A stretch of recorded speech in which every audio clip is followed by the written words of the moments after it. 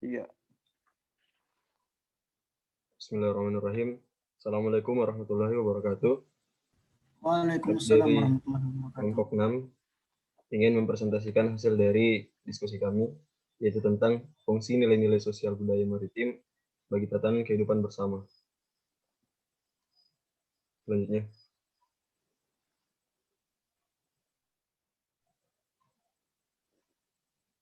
Ya, adapun anggota kelompok kami, yaitu yang pertama Anugrah Wahdini, Nurul Zulhijjah, Farakna Erpahlevi, lalu Novan Maulana, Fadlan Istan Makawaru, dan Muhammad Tami Fauzan Rajab. Jadi langsung saja saya persilakan kepada pemateri untuk membacakan materinya. Baik, bismillahirrahmanirrahim. Assalamualaikum warahmatullahi wabarakatuh. Untuk slide kali ini, saya akan membahas tentang fungsi nilai sosial budaya maritim dalam bagi tatanan berkehidupan bersama dalam konteks atau kelompok kerja.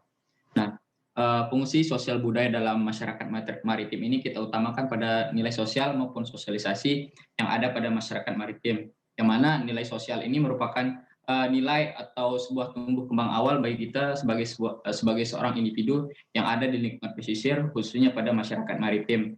Mereka berkomunikasi dengan orang-orang, lalu kita belajar bagaimana cara berpikir, mempertimbangkan dengan pikiran dan perasaan.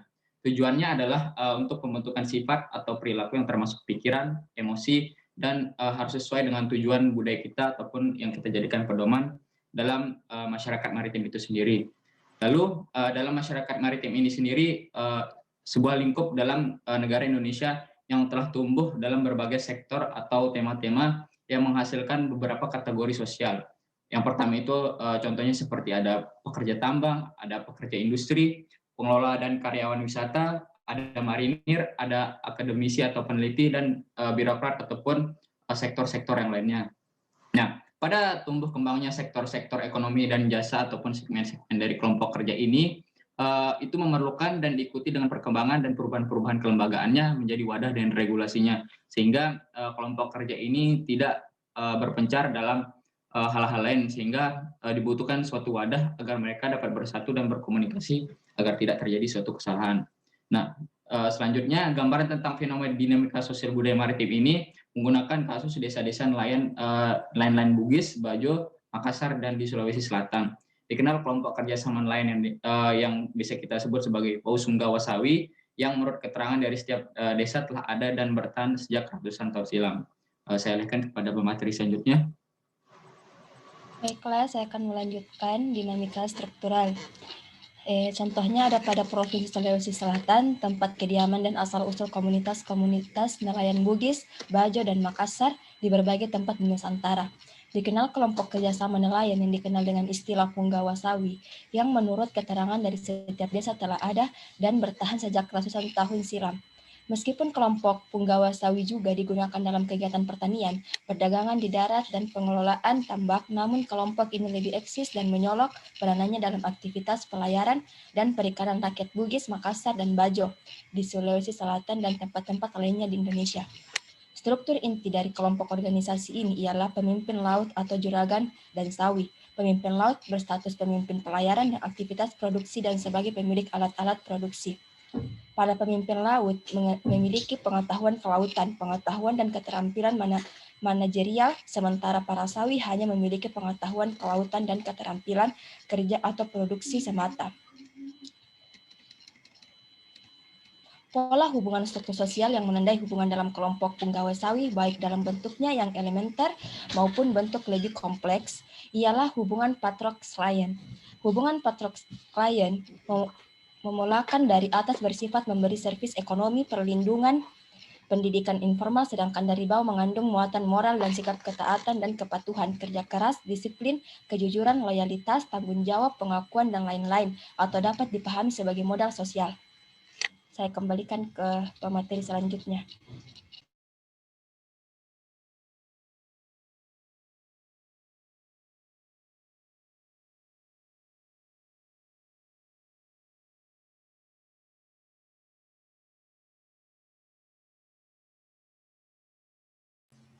Ya, selanjutnya Tami.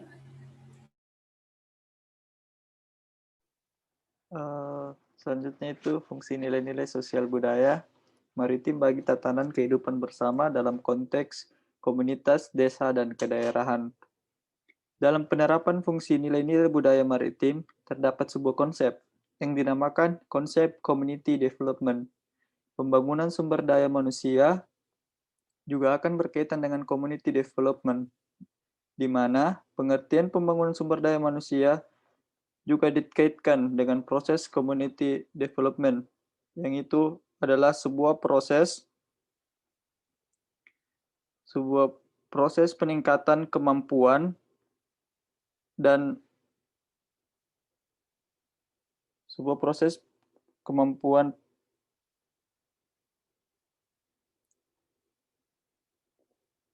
peningkatan kemampuan dan efektivitas dari sebuah masyarakat, meningkatkan kualitas hidup masyarakat, meningkatkan kemampuan masyarakat untuk berpartisipasi dalam pengambilan keputusan untuk meraih keputusan hidup yang lebih panjang.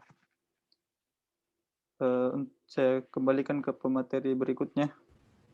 Ya, selanjutnya melanjutkan tentang fungsi nilai-nilai sosial budaya maritim bagi tatanan berkehidupan bersama dalam konteks komunitas, desa, dan kedaerahan. Jadi yang ditekankan dalam konsep community development ini adalah pengetahuan tentang jati diri masyarakat maritim sehingga mampu mengelola sumber daya alam sesuai dengan kemampuan sumber daya manusia yang mereka miliki, sehingga tetap menghasilkan sebuah barang, tetapi juga tetap menjaga kelestarian lingkungan di daerah tersebut. Kurang lebih seperti itu.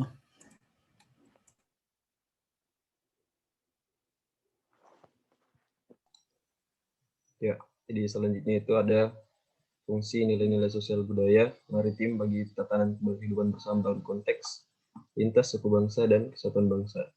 Jadi kebudayaan nasional itu khususnya kebudayaan maritim merupakan aspek terpenting dalam masyarakat majemuk, terutama dalam perluasan jaringan sosial yang melintasi batas-batas lingkungan masyarakat atau daerah, sehingga memerlukan pedoman yang bersifat universal dan dapat diterima secara umum oleh masyarakat, khususnya masyarakat maritim.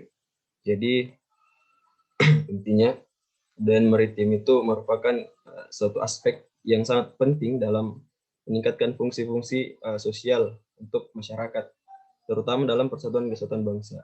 Jadi kebudayaan sosial ini sangat penting ya, kebudayaan maritim sangat penting.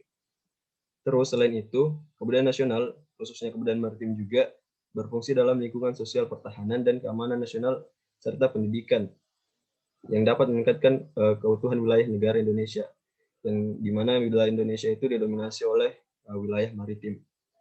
Dan kebudayaan maritim juga itu dapat meningkatkan kesatuan bangsa dengan adanya wawasan Nusantara, khususnya wawasan maritim, yang dalamnya terdapat cara pandang dan sikap bangsa Indonesia terhadap jati dirinya.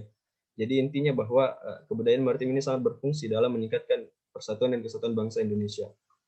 Saya persilakan kepada pemateri selanjutnya. Kemudian yang terakhir itu ada fungsi nilai-nilai sosial budaya maritim bagi tatanan berkehidupan bersama dalam konteks lintas bangsa atau internasional. Nah, nilai-nilai sosial budaya maritim Indonesia ini memberikan fungsi khusus bagi tatanan kehidupan bersama, terutama dalam lintas negara maupun internasional. Sebagaimana kita ketahui bahwa Indonesia sebagai negara besar kepulauan menjadi salah satu titik lalu lintas pelayaran bagi bangsa lain. Hal ini tentu saja menjadi keuntungan sendiri bagi bangsa Indonesia dengan adanya interaksi sosial di bidang maritim antara para pelayar, memungkinkan terjadinya kerjasama di bidang perdagangan dan pelayaran yang berpusat pada pelabuhan-pelabuhan Indonesia. Nah, selain adanya hubungan kerjasama, juga ada hubungan diplomasi maritim, di mana diplomasi maritim ini merupakan salah satu bentuk aktualisasi dari interaksi sosial yang mana bertugas untuk mempertahankan Indonesia sebagai poros maritim. Nah, dalam keadaan damai, diplomasi maritim ini bertugas untuk mempengaruhi tingkah laku negara-negara lain dalam konteks interaksi maupun transaksi dalam dalam perairan maupun kelautan. Nah, selain nilai-nilai sosial, juga ada nilai-nilai budaya, di mana sebagai kita ketahui bahwa budaya Indonesia dan budaya negara-negara lain tentulah sangat berbeda. Nah, dengan adanya budaya-budaya maritim di setiap negara ini memungkinkan terjadinya perkenalan budaya satu sama lain. Nah, baik itu dalam penamaan alat tangkap, cara berlayar maupun cara penangkapan ikan tentulah sangat berbeda. Nah, disinilah fungsi nilai-nilai budaya bagi maritim suatu negara, yaitu untuk memperkenalkan budaya-budaya mereka dalam hal kebudayaan maritim. Mungkin hanya itu, saya kembalikan kepada moderator.